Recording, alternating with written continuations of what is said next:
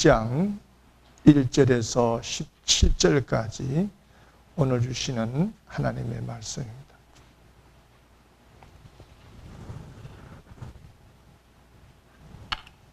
제가 1절을 읽고 여러분들이 2절을 읽으시고 한번 17절까지 나누어서 읽겠습니다.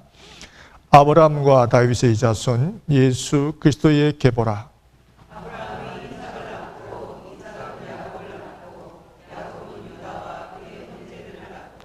유다는 다말에게서 베레스와 세라를 낳고 베레스는 헤스론을 낳고 헤스론은 람을 낳고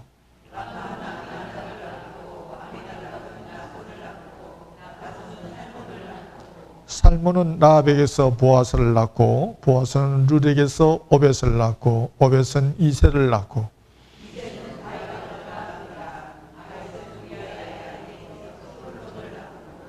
솔로몬은 르호보암을 낳고 르호보암은 아비야를 낳고 아비야는 아사를 낳고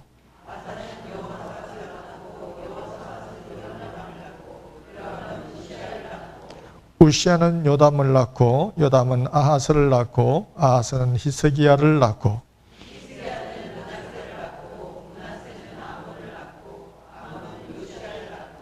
바벨론으로 사로잡혀 갈 때에 요시야는 요고냐와 그의 형제들을 낳으니라.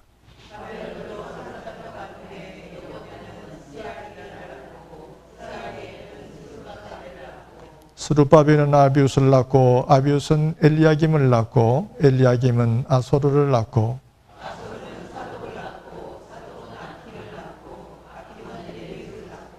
엘리웃은 엘리아사를 낳고 엘리아살은 마단을 낳고 마단은 야곱을 낳고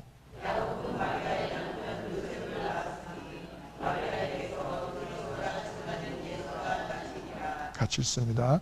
그런즉 모든 대수가 아브라함부터 다윗까지 14대요 다윗부터 바벨론으로 사로잡혀 갈 때까지 14대요 바벨론으로 잡혀간 후부터 그리스도까지 14대더라.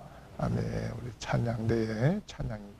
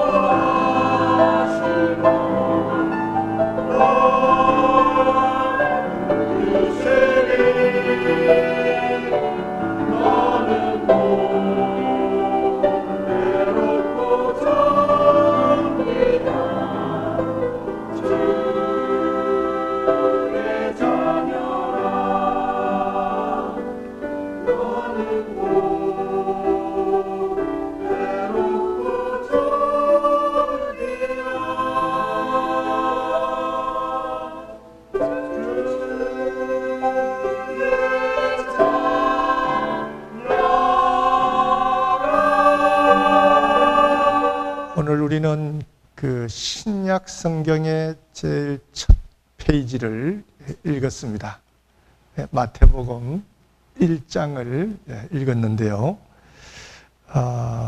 이 마태복음의 시작이 무엇으로 시작되냐면 예수님의 족보로 시작이 됩니다. 이 족보에 등장하는 인물들을 보니까 모두가 다 구약 성경에 나오는 인물들이죠.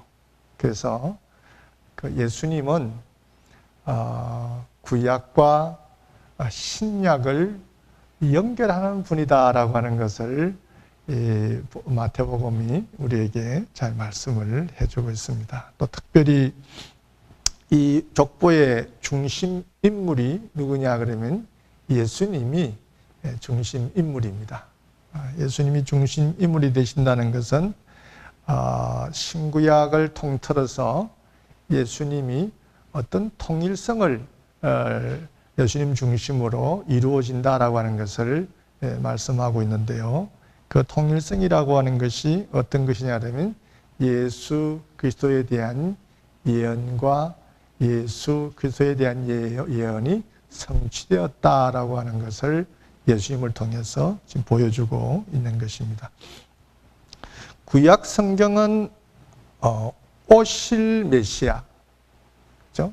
구약 성경은 오실 메시아에 대한 예언입니다. 그래서 그 많은 예언자들, 선지자들 이분들이 등장해서 이 땅에 메시아가 오실 것이다. 그 얘기를 계속 하고 있죠. 어떤 모습으로 오실 것이다. 어떤 장소에 오실 것이다. 이런 것들을 구체적으로 예언자들이 다 예언을 하는데요. 그래서 이스라엘 백성들은, 구약에 있는 이스라엘 백성들은 이 오실 메시아에 대한 소망을 가지고 또 그분이 오셔서 예언되어진 것처럼 우리를 구원해 주실 것이다 라고 하는 그런 예수님에 대한 소망과 또 예수님 오실 메시아에 대한 그런 믿음을 가지고 살아가는 것이 구약 성경이 우리에게 말해주는 것이죠. 그 예수님에 대한 예언과 또 거기에 대한 소망을 가지고 살아가는 것이 구약 성경의 내용이라고 한다면 신약 성경은 이미 오신 예수님, 이미 오신 메시아, 즉 그 메시아에 대한 그분으로 인한 구원, 저 메시아가 와서 이스라엘 백성들은 정치적인 메시아로 기대를 걸고 그 메시아가 로마로부터 우리를 구원해 주실 것이다 이렇게 생각하고 정치적인 메시아에 대한 기대를 걸고 갔지만 어쨌든 예수님은 오신 메시아로서 모든 인류를 구원하시지 않습니까? 십자가에 달려 희생하심으로 인류를 구원하시고 누구든지 저를 믿으면은 멸망하지 않고 영생을 얻는다라고 하는 그 메시아를 통한 축복, 이것을 얘기하는 것이 신약 성경에서 주어지는 그 메시아에 대한 성취된 예언이 성취된 모습을 신약 성경은 보여주고 있는 것이죠. 그래서 예수님의 족보 전체는 어떤 신구약 성경의 어떤 연결성을 보여주기도 하고, 또 한편 또 예수님을 중심으로 한 통일성을 보여주는 이런 모습을 우리가 족보를 통해서 볼 수가 있겠습니다. 이 오늘 마태복음의 저자인 마태가 예수님의 족보를 얘기하면서요, 제일 먼저 무엇을 얘기하냐면 아브라함과 다윗의 자손 예수라고 얘기합니다. 아브라함과 다윗의 자손 예수, 이렇게 얘기하는데요.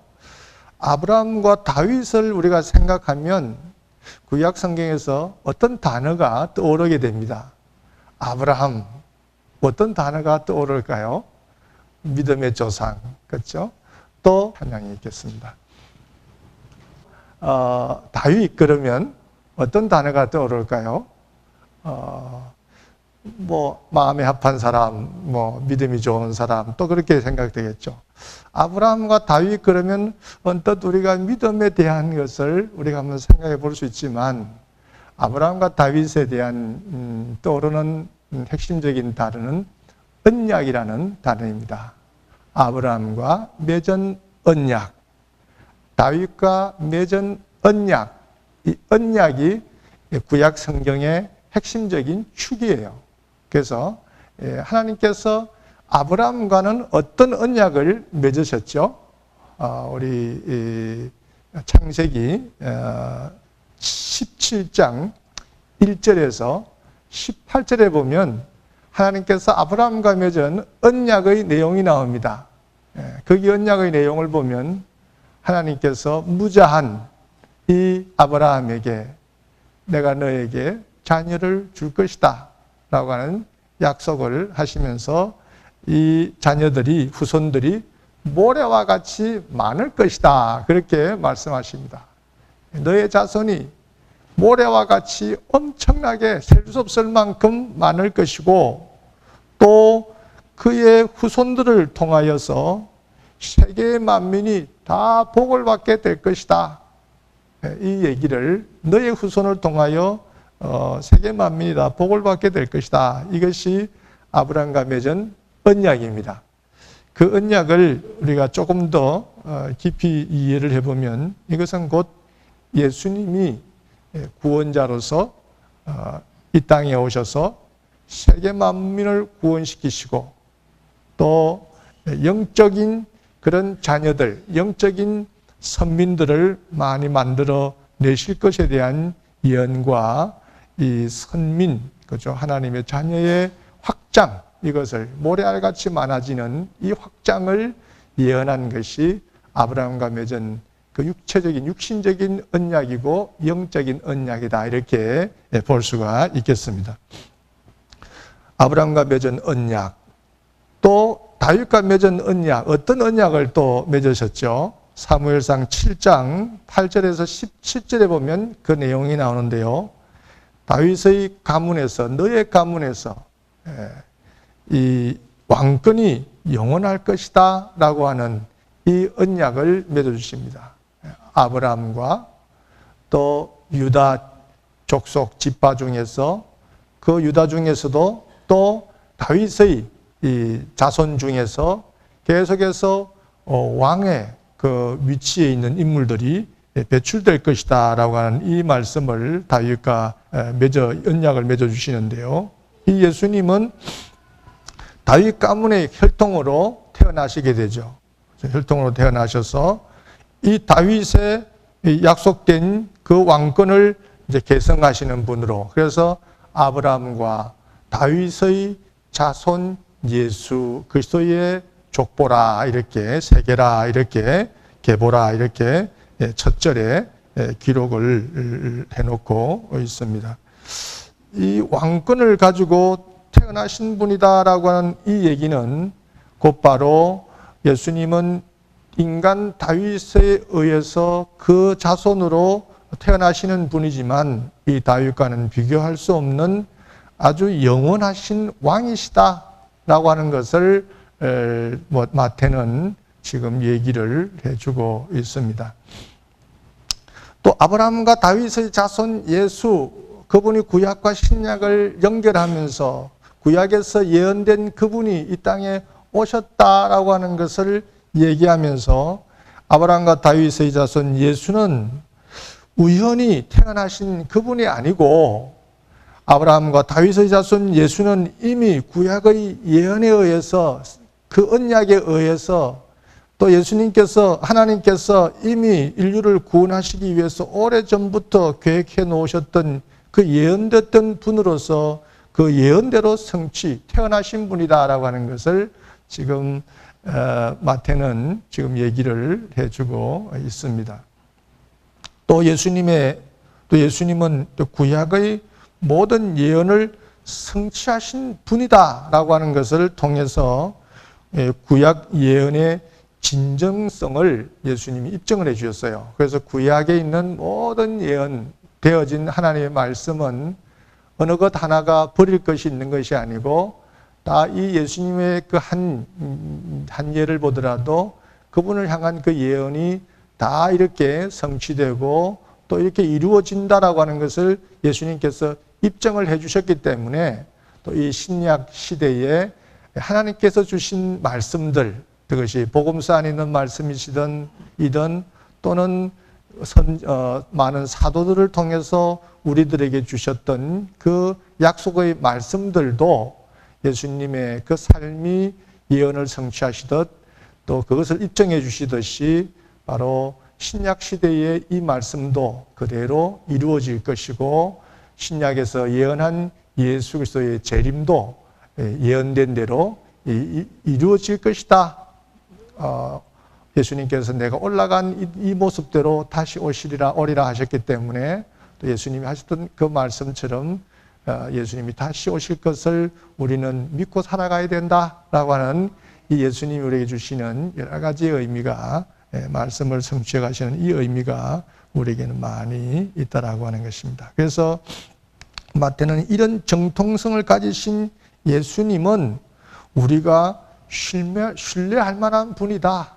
이 복음서가 유대인들을 위해서 쓰여진 특별히 독자들을 유대인을 대상으로 쓴 책이다라고 할 때 그 유대인들에게 아브라함과 그 다윗의 자손, 우리들의 조상들의 그 계보를 타고 따라서 태어나신 그 예수님은 구약의 그 예언을 다 이루신 성취하신 분이기 때문에 이 예수님은 우리가 새로운 시대를 우리가 맞이한 우리에게는 이 예수님은 믿을 만한 분이다. 이 얘기를 지금 마태는 해주고 있는 것입니다. 그래서 여러분들 예수님에 대한 의혹이나 의문은 여러분들이 조금도 가지지 마시고 이런 정통성을 지니고 계신 그 예수님을 확실히 믿고 가시는 여러분들이 되시기를 바랍니다.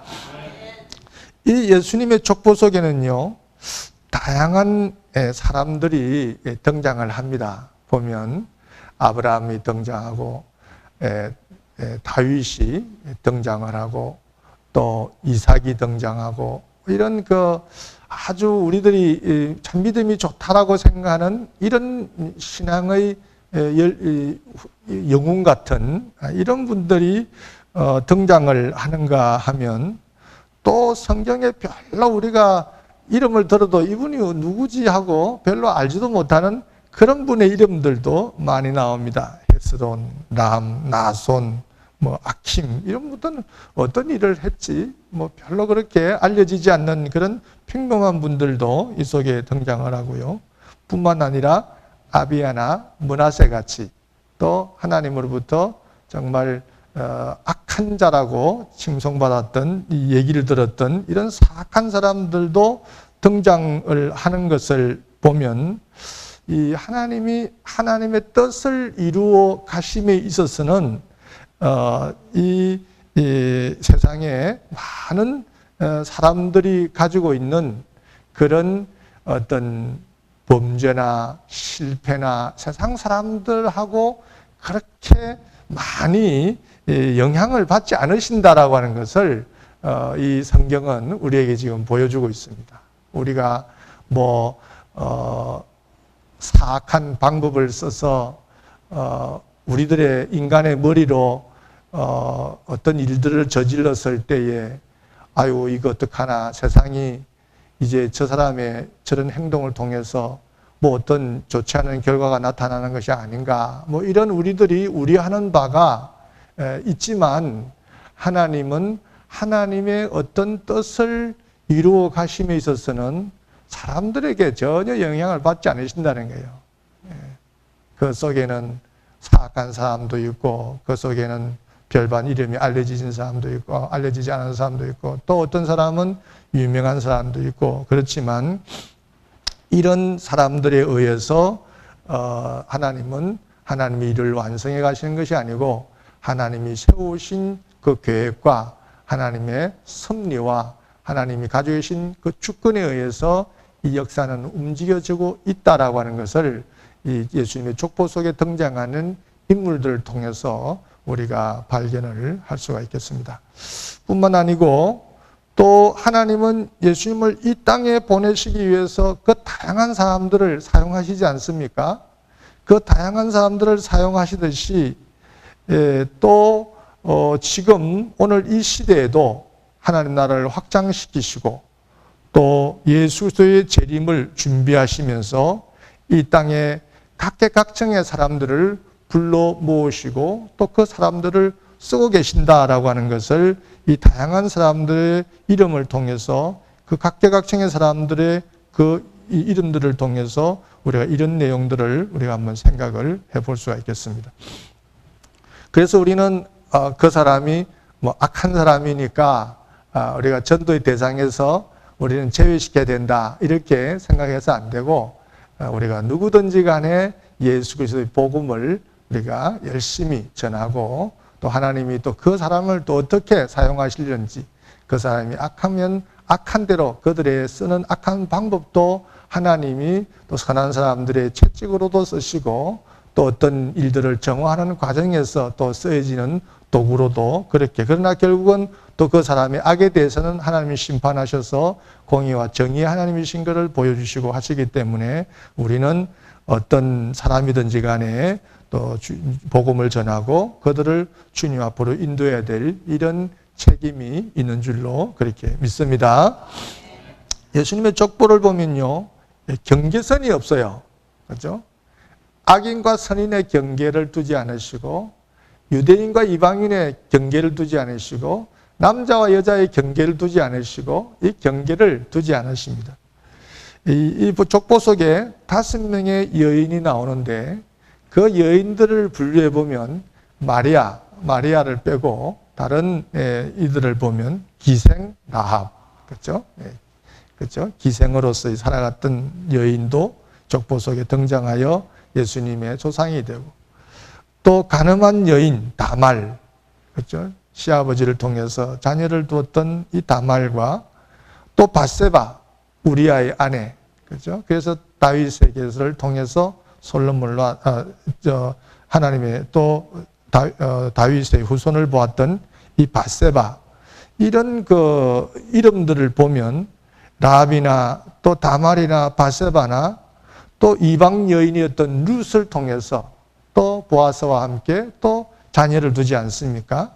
이런 것들을 보면 유대인들의 족보에 여인들의 이름이 나오고 가늠한 여인들의 또 이름이 나오고 이방인들이 나오고 이런 것들을 보면 이것은 유대인의 족보에 들어갈 수 없는, 있을 수 없는 그 이름에도 불구하고 이들의 이름들이 들어갔다고 하는 것은 예수 그리스도의 복음을 믿고 따르는 자들에게는 차별이 없을 것이다 라고 하는 것을 이 예수님의 족보는 우리에게 말씀을 해주고 있습니다. 그래서 누구나 예수님을 믿으면 이전 것은 지나갔으니 보라 새 것이 되었도다. 그 사람이 새로워지고 또 주님 안에서 새 심령이 된다고 하는 것을 아시고, 여러분들 어떤 저 사람은 교회 올 사람이다 아니다 이렇게 구분하지 마시고 여러분들 누구에게나 복음을 전하시는 여러분들이 꼭 되시기를 바랍니다. 이 예수님의 족보 속에 이 죄인들이 기록되어 있다라고 하는 것은 그만큼 이 세상이 죄악으로 물들어 있다라고 하는 것을 말해주는 것이고, 또 인간의 역사가 죄악의 역사라고 하는 것도 이 족보를 통해서 우리가 볼 수가 있겠습니다. 그래서 이 죄인들을 위한 예수 그리스도의 탄생, 이것은 반드시 필요한 것이었다. 왜냐하면 예수님의 족보 속에도 그 수많은 죄인들이 등장하는 것을 보면 이 땅은 인간의 역사가 죄악의 역사이다라고 볼 때 바로 예수님의 탄생은 절실히 필요한 것인데, 우리가 인간의 어떤 그 역사의 그 흐름을 구약의 이스라엘 민족을 통해서 우리에게 시사한 바가 있지 않습니까? 우리 구약 성경의 마지막 부분이 느헤미야에서 13장으로 구약의 역사가 이제 끝이 나죠. 구약의 느헤미야는 성경의 구분을 보면 좀 초반에 있어요, 그죠? 시편, 잠언, 전도 중앙에 그 지혜문학서가 있고, 그 뒤쪽으로 가야 역사의 후반문이 될 텐데, 그렇지 않고 느헤미야를 보면 앞부분 쪽에 느헤미야서가 있단 말이죠. 그러니까 느헤미야서는 중간쯤, 이스라엘 역사의 뭐 중간쯤인가 이렇게 생각하지만, 느헤미야서로서 구약의 성경은 끝이 나고, 그 시대에 함께 예언 활동을 했던 이 말라기 선지자의 이 예언을 통해서 구약 성경의 그 끝부분을 우리가 볼 수 있잖아요. 그러면 느헤미야나 이 말라기나 이 선지자나 이분들이 했던 일들이 무엇입니까? 종교 개혁을 일으키고, 또 그들이 가지고 있는 죄에 대한 것을 지적하면서 이스라엘 민족의 역사가 그런 인간이 가지고 있는 그 죄악됨과 그 연약함으로, 그래서 절실히 인간에게는 구원자가 필요하다라고 하는 것을 보여주면서 구약의 역사가 끝나지 않습니까?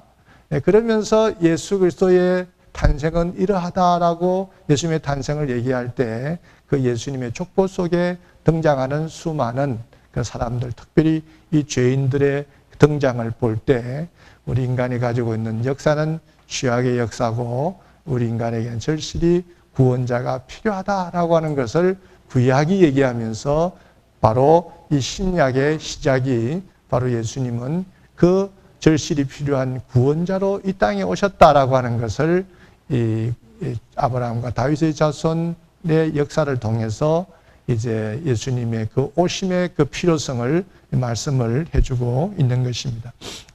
그래서 거기 보면 우리는 오늘 17절까지를 읽었지만, 그 18절에 보면 예수님의 탄생에 대한 얘기가 나오지 않습니까? 예수님이 어떻게 탄생을 하셨는가? 이 예수님의 족보는 육신적인, 육체적인 그런 육신적인 면에서의 인간적인 족보라고 한다고 한다면, 바로 그 다음에 나오는 이 18절 이하부터는 예수님은 탄생하시되 신적으로 예수님의 그 탄생의 기원이 신적인 기원이 있다라고 하는 것을 얘기하시면서, 성령으로 예수님이 이 땅에 잉태되어 이 땅에 오셨다. 죄 많은 우리 인간을 구원하시기 위한 조건을 갖추시기 위해서, 그렇죠? 인간의 몸을 입고 오셔야만 하지만, 인간으로서는 우리 죄 많은 인간을 구원할 수 없기 때문에 우리들의 완전한 인간의 모습으로, 흠이 없는 희생양으로서의 모습을 갖추시기 위해서 그 예수님의 탄생은 육신적인 혈통을 가지고 태어나셨지만, 그 족보 아래서 태어나셨지만, 그의 잉태는 결국 성령으로 잉태되신 것이다 라고 하는 것을 하나님께서 말씀을 해주고 있습니다. 예수님이 탄생하실 때에 천사가 나타나서 요셉에게 뭐라고 얘기합니까? 다윗의 자손 요셉아, 내 아내 마리아 데려오기를 두려워 말라. 그에게 잉태된 자는 성령으로 된 것이라. 아들을 낳으리니 이름을 예수라 하라. 이는 그가 자기의 백성을 그들의 죄에서 구원할 자의 심이라. 그래서 예수님은 이 족보를 통해서, 그렇죠? 아브라함과 다윗의 그 언약 속에서 언약을 성취하시기 위해서 이 땅에 오신 분이시지만 또 인간이 가지고 있는 그 죄성을 또 해결해 줄 수 있는 구원자로서 죄에서 우리를 구원해 주시기 위해서 오신 분이라고 하는 것을 이 족보와 또 예수님의 탄생의 스토리를 통해서 마태는 우리에게 얘기를 해주고 있습니다. 그래서 인간을 구원하시기 위해서, 죄에서 구원하시기 위해서 이 땅에 예수님이 오셨다라고 하는 것을 여러분들이 아시고, 여러분들의 마음속에 가지고 있는 그 죄성은 여러분들의 힘으로는 결코 의지로 좀 조절은 할 수 있을지 모르지만 근본적인 그 죄성을 다스릴 수 없다는 것을 아시고, 항상 그 우리를 위해서 구원자로 오신 그 예수님을 의지하시면서 모든 죄를 이기시고 악을 이기시고 하나님의 자녀다운 삶의 모습을 가지시고 살아가시는 여러분들 되시기를 주의 이름으로 축원합니다. 이제는 우리 주님 예수 그리스도의 은혜와 아버지 하나님의 크신 사랑과 성령님의 교통하시고 역사하심이 우리를 모든 죄악 가운데서 구원하러 오신 그 예수님을 의지하며 세상을 이기고 죄악을 이기고 나 자신을 이기기를 원하는 여기 계신 성도님들을 위해 이제로부터 영원토록 함께 하실지어다.